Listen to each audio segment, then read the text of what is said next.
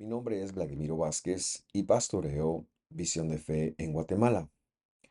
Hemos entendido, a través del estudio de la Escritura, que el Evangelio es el anuncio de aquel que es bueno y por ende la revelación de toda la Escritura. Hacemos el esfuerzo de conectarlo desde su lengua, mentalidad original y para ello presentamos este video a usted, esperando que Dios le ayude a crecer espiritualmente y a conectar lo que verdaderamente los apóstoles dijeron en el primer siglo. Que Dios lo bendiga, que esté muy bien. Hasta pronto.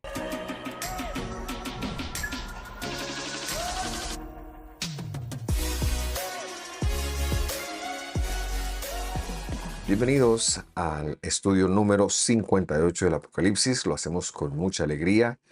Hoy terminaremos, con el favor de Dios, el capítulo 21 y quedamos solamente a un capítulo ya de terminar esta titánica obra que nos ha llevado casi 60 capítulos y seguramente eso nos llevará, si no es que un poquito más. Muy bien, hoy queremos tratar el tema La Jerusalén Celestial, parte 2. Y es que la semana pasada empezamos esa discusión acerca de cómo se iba a ver la Jerusalén celestial, cómo fue que descendió del cielo. Vimos que la esposa era esa ciudad y el simbolismo del mismo, que era que Dios iba a estar en medio de su pueblo y que Dios iba a poder morar entre nosotros. En fin, la otra semana pues también seguiremos en esta tónica. Ahora, antes de empezar y seguir desarrollando la Jerusalén celestial porque la hemos partido en dos temas, yo quiero recordar varias cosas. En primer lugar, que el ingreso que los gentiles vayan teniendo es al Israel de Dios, porque así se llaman las puertas que dan ingreso. Ahora bien, es muy importante la mención de los gentiles acá, y le voy a explicar por qué. A finales del siglo I, que es cuando se da la revelación del Apocalipsis, en la mayoría de congregaciones alrededor del imperio, hay un elemento judío muy fuerte. Los primeros apóstoles, todo el mundo ha sido judío y ha empezado, ha absorbido más bien al elemento gentil que entra. Y hemos hecho algunas diferencias, el Evangelio también las hace con respecto a que el gentil que entraba no tenía por qué ser judío. El libro ahora lo va a recalcar y lo recalcará nuevamente la siguiente semana. No hay que hacernos judíos. El elemento judío estaba bien, fue el que nos dio la revelación del Mesías, la revelación de la Torá. Pero el gentil cuando entraba, no, de esto se cuidaron los apóstoles, no se le obligaba a convertirse en alguien judío. Y el libro este, que es el último, deja eso claro, no, está bien ser gentil, pero sí que este gentil que entraba tendría que dejar de ser idólatra y convertirse en un creyente, y para ello se esperaba que él sí que cumpliera con los mandamientos de la Torá, es decir, con el pacto de los antiguos, lo que está escrito en lo que se conoce como el Antiguo Testamento. Hoy en día se percibe que esto no fue así, pero no hay una evidencia que vaya en lo contrario. Lo que los apóstoles hicieron fue evitar que el gentil se convirtiera en judío, pero sí que estaba claro que cuando entraba a una de estas congregaciones, entraba a Israel. Ahora lo dirá, lo seguirá afirmando, que al final del tiempo, igual ahora va a entrar a Israel, pero es gentil, no tiene por qué hacerse judío. Eso es una primera aclaración. Una segunda aclaración es que también vendrán muchos del lado de los descendientes de los patriarcas. Los que a lo largo de la historia estén ahí también entrarán por esas puertas. Por esta razón, y en tercer lugar, la ciudad está edificada sobre la teología de los apóstoles. Son ellos quienes han dado, con esto que hemos dicho ahora, el cauce a que todos los que estamos dentro somos responsables de vivir en los mandamientos, de ser obedientes a la palabra, no necesariamente al judaísmo como religión o como etnicidad.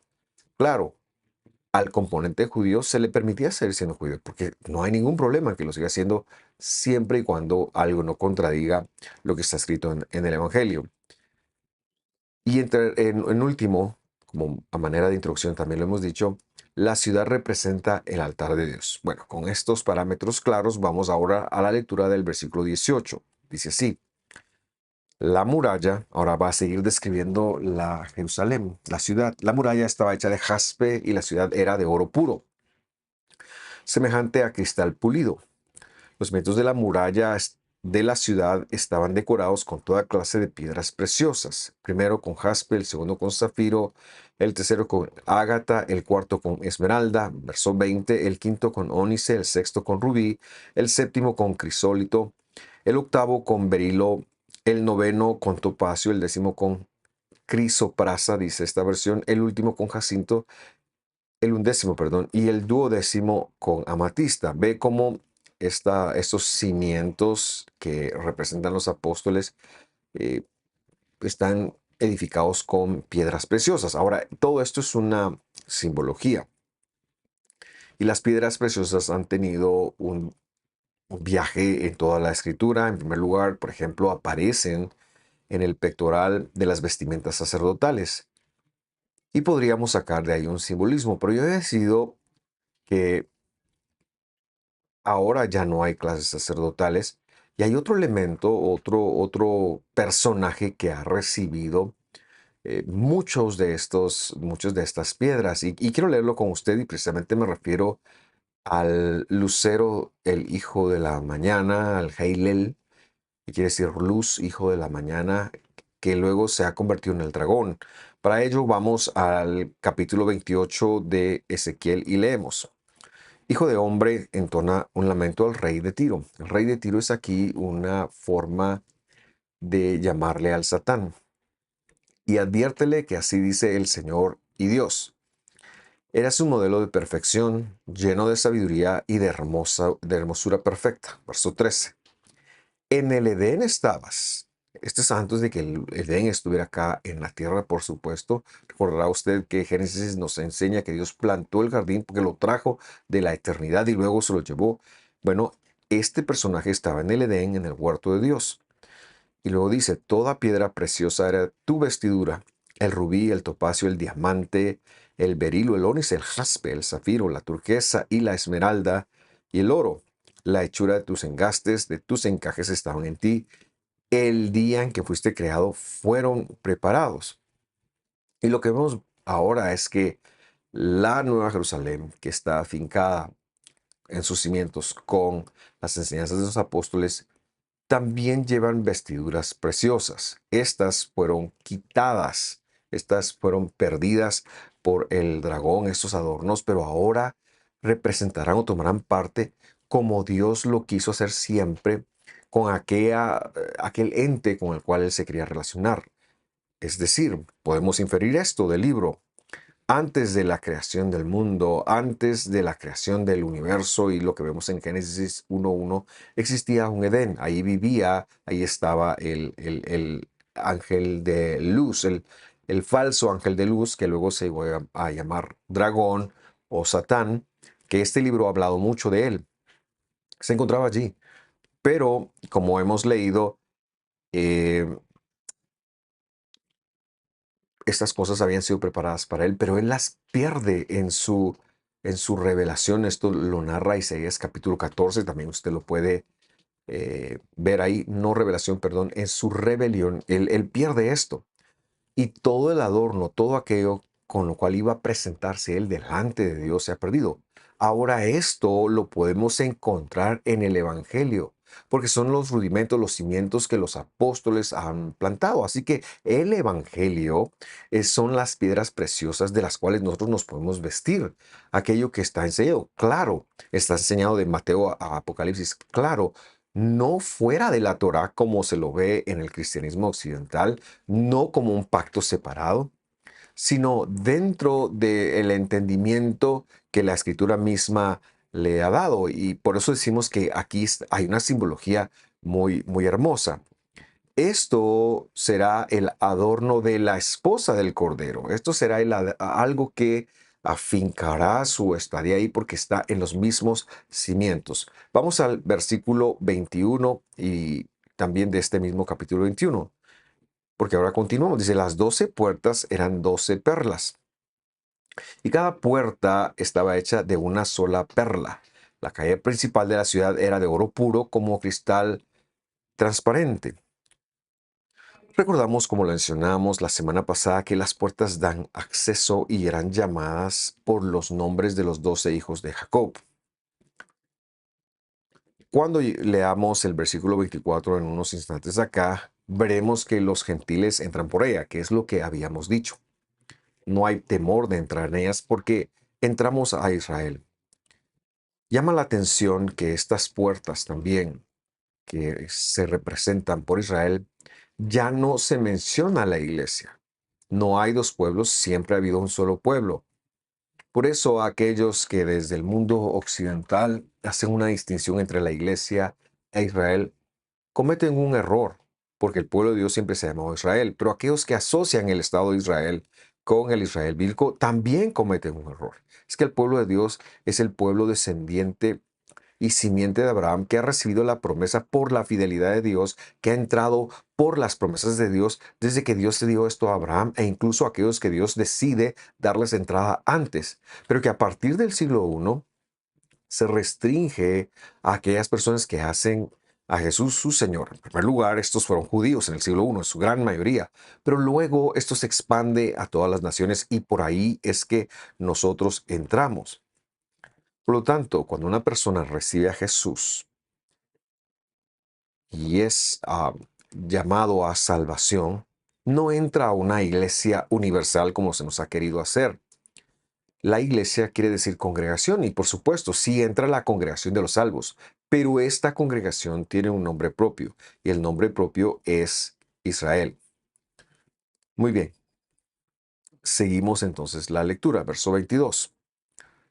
Dice, no vi ningún templo en la ciudad porque el Señor Dios Todopoderoso, es decir, normalmente traducen y el Cordero son su templo. Quiero hacer un desarrollo de dos cosas basándome en este versículo. Primero explicaba la traducción. La palabra kai, que es la que se traduce como conjunción en griego, también se puede traducir como es decir. Por eso he traducido allí el Señor Todopoderoso, es decir, el Cordero es su templo, porque cuando lo hacemos en castellano, esto deja una idea de dualidad. Y aquí en el texto no hay una dualidad. Veamos en primer lugar qué implica que la Nueva Jerusalén o la ciudad celestial no tenga templo. Y la respuesta es que, en primer lugar, ya no hay necesidad de hacer sacrificios.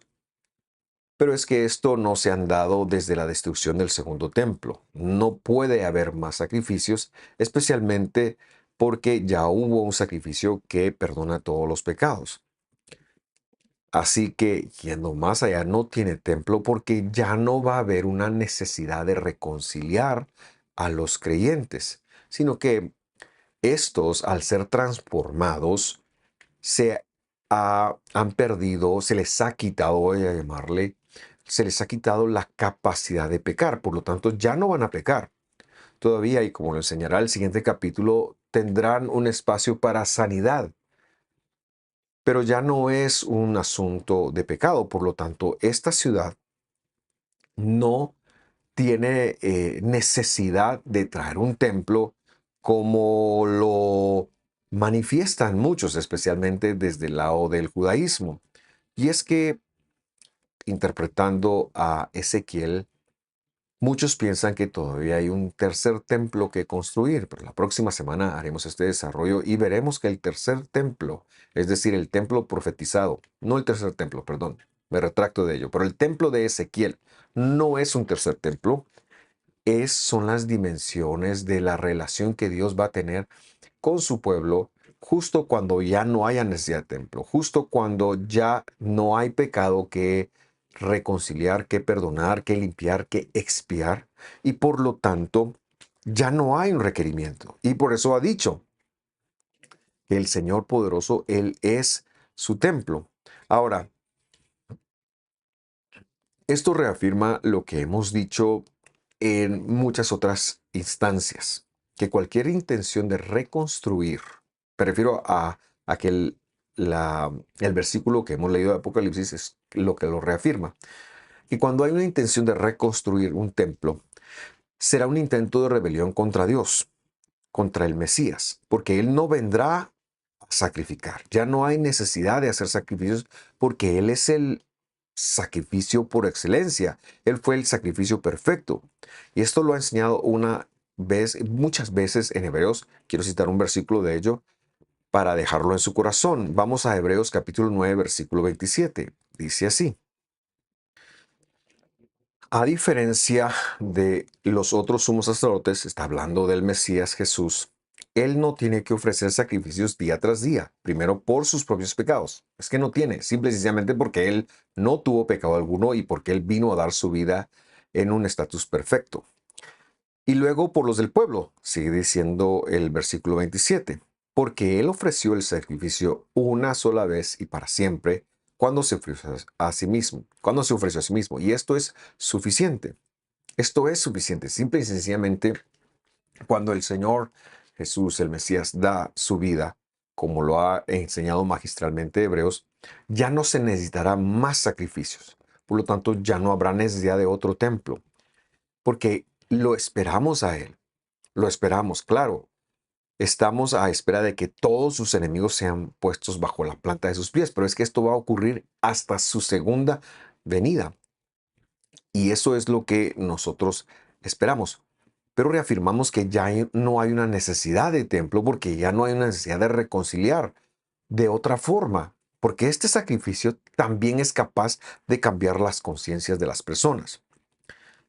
La segunda cosa que quiero explicar de este versículo es cuando ha dicho el Señor Dios Todopoderoso, Él es decir, el Cordero es su templo. Lo primero que quiero señalar es que en hebreo esto podría leerse como Adonai, es decir, Yud-Heh-Vav-Heh Elohim El Shaddai. Es el Cordero. O sea, lo que quiero que usted conecte es que Yud-Heh-Vav-Heh Elohim El Shaddai, este versículo del Evangelio lo está señalando, está afirmando que el Cordero es esto. Es decir, la ciudad no tiene necesidad de templo porque el Cordero, o sea, el Señor Dios Todopoderoso, y por eso hago la aclaración de cómo se leería esto en hebreo, que es Adonai Elohim El Shaddai. Y aquí vemos que el que vino fue Él mismo, de que no es el junior de alguien, de que hay un solo Dios. También esto entra a desvirtuar algunas cosas cuando vemos a Dios en más de una persona. Pero este Shaddai, este Adonai, este Elohim, vino y pagó por los pecados. Por lo tanto, el Cordero es el templo. Él es la fuente de nuestra reconciliación, porque Él perdona y, valga la redundancia, reconcilia nuestros pecados. El Evangelio entonces nos está enseñando en la visión apocalíptica quién es Jesús. No es un junior, es el mismísimo Dios que se ha disminuido y que ha venido como Mesías en su primera venida, pero ahora que es Cordero, que también representa su primera venida, está acá de vuelta. Pero es Adonai Elohim El Shaddai, es decir, el Señor, el Dios Todopoderoso. A Él la gloria. Por eso cuando usted adora al Mesías, a Jesús, está adorando a Dios, no se pierda. Está adorando a Dios. Cuando hablamos, cuando oramos en el nombre de Yeshua, o sea, en el nombre de Jesús, estamos diciendo estamos citando a la justicia, el creador de la justicia. Por eso decimos Padre, es decir, a la justicia, en el nombre del autor de la justicia. Estamos simple y sencillamente como citando una ley que ya está escrita que ampara lo que estamos pidiendo. Versículo 23 dice: la ciudad no necesita ni sol ni luna que la alumbren, porque la gloria de Dios la ilumina, es decir, el Cordero es su lumbrera. Ahora, este versículo debe y puede entenderse de una forma literal, y estaría bien. El resplandor el peso de Dios sería suficiente para darle luz. Pero el Apocalipsis ha sido simbólico. Y aquí vemos al sol y a la luna que han fungido como un simbolismo ya en este libro mismo de cómo el sol es el Dios con la plenitud de sus atributos, el Elohim, mientras que la luna es del Dios disminuido, el Mesías. Lo que la visión entonces estaría señalando es que ya no se necesita diferenciar entre las dos formas de Dios, porque el Cordero, el Mesías, ahora sí puede ser visto por como Él es. Y esto recuerda lo que el Evangelio de Juan ha mencionado, y vamos a citarlo, vamos a leerlo. Primera de Juan, capítulo 3, versículo 2, dice lo siguiente: queridos hermanos, ahora somos hijos de Dios, es decir, ya fuimos adoptados, ya nos ha dado una categoría, esto es antes de su segunda venida, pero todavía no se ha manifestado lo que habremos de ser. Sabemos, sin embargo, que cuando el Mesías venga, seremos semejantes a Él, porque le veremos tal como Él es. Todo el que tiene esta esperanza en Cristo, en el Mesías, se purifica a sí mismo, así como Él es puro. Y lo que está diciendo es que ahora ya no hay una necesidad de que Él se esconda, o se disminuya, perdón, no se esconda, se disminuya. Eh, Recordamos que en el desarrollo bíblico nunca antes había visto alguien a Dios, eso lo enseña el Evangelio de Juan, hasta que Él vino a la tierra. Y cuando Él vino a la tierra, se lo vimos, pero venía en su, se le vio, perdón, pero venía en su función disminuida. Sin embargo, ahora, por ya nosotros tener ausencia de pecado en nuestra naturaleza, por tener la naturaleza que Él tiene, que Él nos va a dar después de su segunda venida, entonces podemos verle tal y como Él es. Regresamos a Apocalipsis y leemos el versículo 24. Los gentiles, ahora sí llegamos al versículo que estábamos anticipando, caminarán a la luz de la ciudad, y los reyes de la tierra le entregarán espléndidas riquezas. ¿Quiénes son estos gentiles? Porque por el desarrollo podría pensarse que hay un tercer grupo de gentiles, pero recordamos que en el capítulo 20, con el juicio y la destrucción, lo que se conoce como el lago de fuego, veíamos que todos los que no fueron inscritos en el libro de la vida no tuvieron más vida. Estos gentiles se está refiriendo a aquellos que llegaron de entre las naciones, que en el primer siglo quizás se sentían intimidados para convertirse en judíos, que no tienen que convertirse en judíos. Está bien, es como una afirmación de que sin ser judíos, pero sí llamados, adoptados por Dios, entrando a Israel, son dos cosas distintas.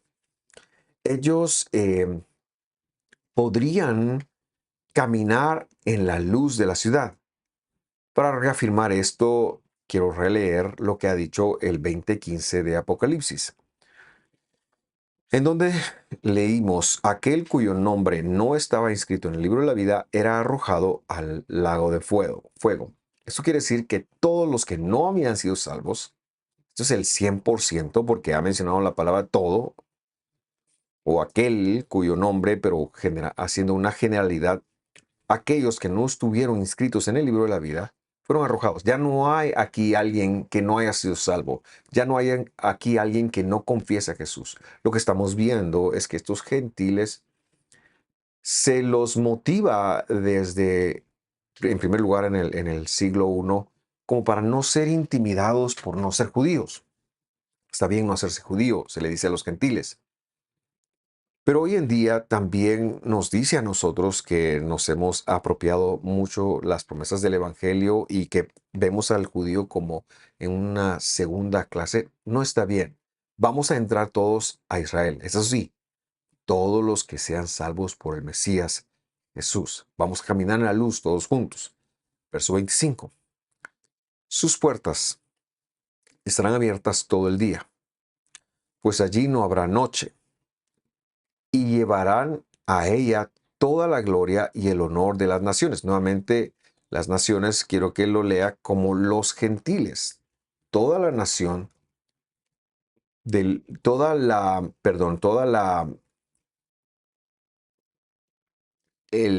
gloria de las naciones, es decir, los gentiles que han entrado, va a ir hacia Jerusalén. Por supuesto, y es que si hablamos de honor, vamos a ir a adorar a Dios, vamos a vivir como Dios ha esperado, que es lo que tiene que ver con la adoración, es nuestra vida. Y la palabra gloria es influencia. Vamos a seguir. De ahí va a salir la Torah para nosotros. De ahí va a salir la instrucción para nosotros. La palabra gloria es precisamente lo que representa es un peso. Peso sobre nosotros que lo atrae todo a Él. Por lo tanto, eh,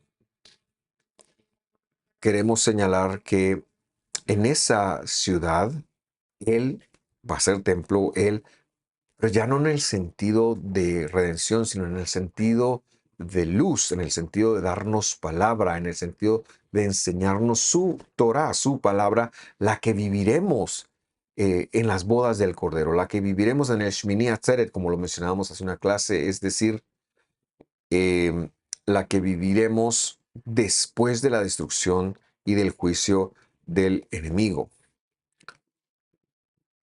Verso 27. Nunca, dice, entrará en ella nada inmundo, han traducido impuro, le puse yo, o impuro también, inhabilitado le puse yo, ni los idólatras, ni los farsantes, sino solo aquellos que tienen su nombre escrito, perdón, en el libro de la vida, el libro del Cordero. Y como lo he mencionado en algún punto de estos estudios, la escritura hace este tipo de referencias no porque exista todavía algo impuro o inmundo o idolatría, o alguien que no estuviera escrito su nombre en el libro de la vida, sino es una forma en que la visión enseña que por ya haber sido juzgados, estas personas ni siquiera tenían oportunidad de entrar. Esta es una situación retroactiva,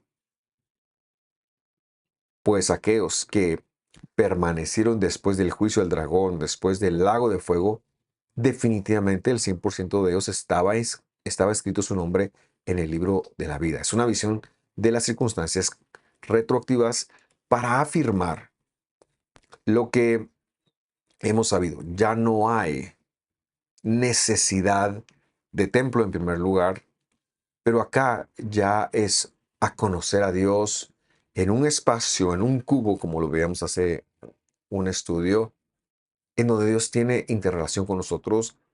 Y no importa si somos gentiles, no importa si venimos de Judá, media vez lleguemos por el nombre de Jesús.